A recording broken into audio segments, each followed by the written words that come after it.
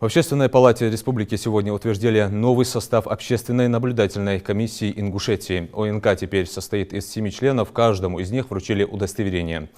Они на протяжении следующих 3 лет будут осуществлять контроль за обеспечением прав человека в местах принудительного содержания.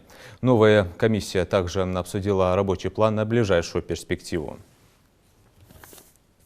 Думаю, работа комиссии будет полезна не только на местах заключения, но и в плане законотворчества, потому что все выявленные нарушения, они фиксируются документально и в дальнейшем переходят в предложение по изменению законодательства. Работа будет максимально проводиться ответственно и активно.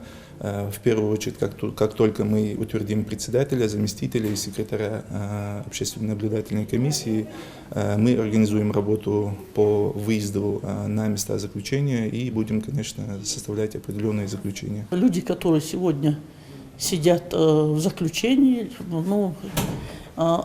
это наши люди. Никто ни от чего не застрахован. От тюрьмы, от сумы никто не зарекается. Поэтому мы, это члены ОНК, должны следить, чтобы их права не нарушались. Они регулярно посещают следственный изолятор, но в Ингушетии нет такой огромных тюрем, поэтому 7 человек это считается правомерным. Это работа на общественных началах.